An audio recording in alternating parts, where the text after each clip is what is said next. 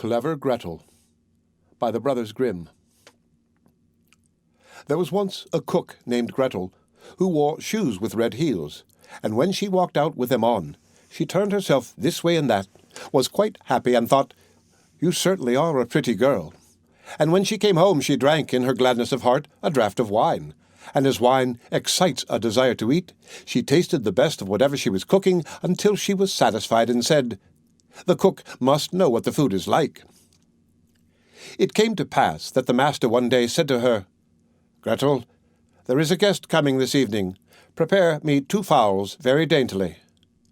"I will see to it, master," answered Gretel. She killed 2 fowls, scalded them, plucked them, put them on the spit, and towards evening set them before the fire that they might roast.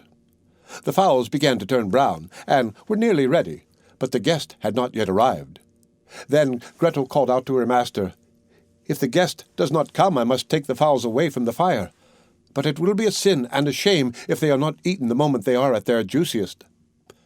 The master said, "I will run myself and fetch the guest." When the master had turned his back, Gretel laid the spit with the fowls on one side and thought, "Standing so long by the fire there makes one sweat and thirsty. Who knows when they will come?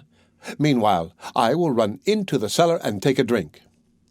She ran down, set a jug, said, "God bless it for you, Gretel," and took a good drink, and thought that wine should flow on, and one should not be interrupted, and took yet another hearty draught.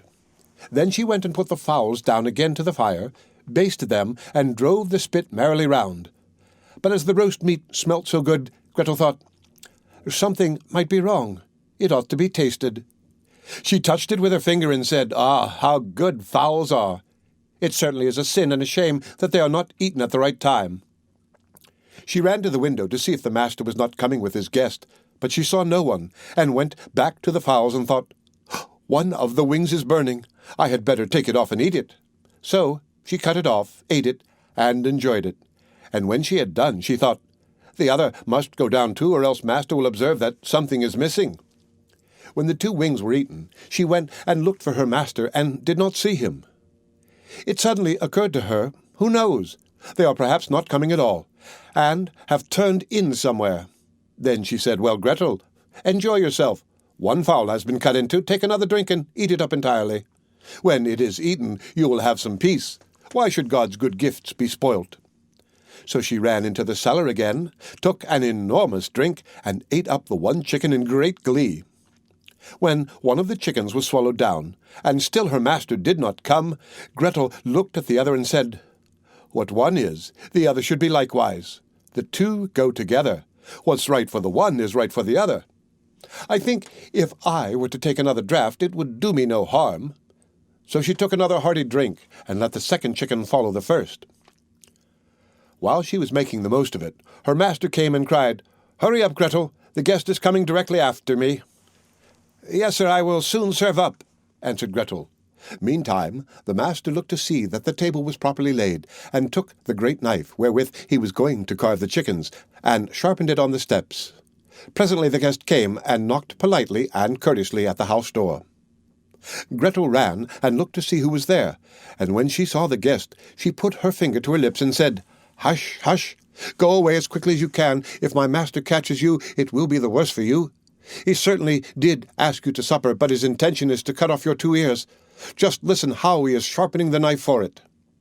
The guest heard the sharpening, and hurried down the steps again as fast as he could. Gretel was not idle. She ran screaming to her master and cried, "You have invited a fine guest." "Why, Gretel, what do you mean by that?" "Yes," said she, "he has taken the chickens which I was just going to serve up off the dish, and has run away with them." "That's a nice trick," said her master, and lamented the fine chickens. "If he had but left me 1 so that something remained for me to eat." He called to him to stop, but the guest pretended not to hear. Then he ran after him with the knife still in his hand, crying, "Just 1! Just 1!"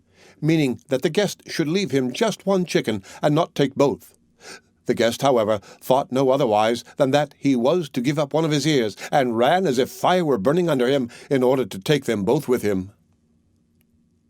The end of Clever Gretel by the brothers Grimm. Read by Rick Kishner for it to go on the web at fcit.usf.edu.